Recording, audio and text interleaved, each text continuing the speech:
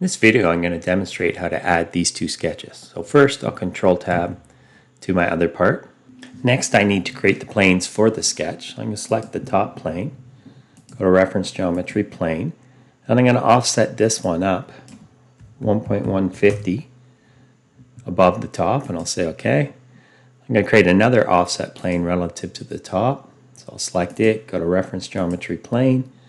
This time I'm going to offset at 45 thou, and I want to go below so I can see it's above. I'll flip the offset and I'll accept that.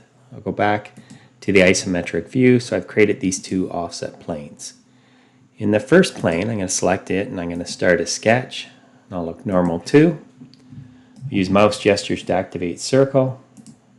So I want to draw a circle here and one just outside.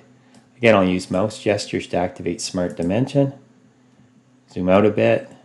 This circle diameter is 2 1/4, and this circle diameter is 1 3/4. I'll push escape. Next, I'm going to use mouse gestures to activate line. I'll just zoom in here, and I'm going to create a line from here to here, and I'll push escape, fit the geometry to the screen. I now want to pattern this line around these circles. So I'm going to select the drop-down arrow below linear sketch pattern until I want to create a circular sketch pattern. The entity I wish to pattern is this line. I'm going to do equal spacing. I'll tell to dimension the radius, and down here I'm going to enter 32 for the number of instances, and I'll say OK. And as you recall, I need to get this fully defined. To do that, I'm just going to select this endpoint, hold Control, select this circle, tell them they're coincident. And now my sketch is fully defined. I'm going to do one more thing. I'm going to select this dimension line, or pardon me, I'm going to select this line here, and I'm going to change it to regular geometry. Zoom out a bit, and the reason I do that is because I want to window select all of this and then change it all to construction geometry. So I didn't want to flip that to a solid entity. I'll look at the isometric view. My sketch is fully defined. I'll right click and I'll exit the sketch. Now I want to repeat that sketch in plane 2. So the sketch is still selected. I'm going to hold Control, select plane 2, and I'm going to go Insert, Derived Sketch, and here I have my sketch. I'll select the center point, hold Control, select this center point, and I'll make them coincident. I need one more relationship to get this fully defined. I'm just going to look normal to the sketch.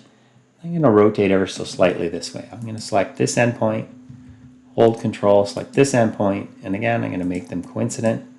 My sketch is now fully defined.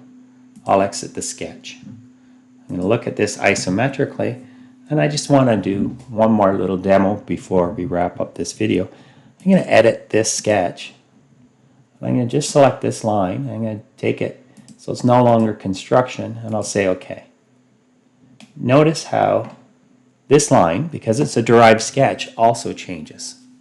So any change I do back to this initial sketch, so I'll edit that again, select that line and make it construction geometry and return. Every change to the initial sketch is reflected in the derived sketch. So I'm going to look at that isometrically, and we'll continue on from there in the next sketch, making our 3D sketch.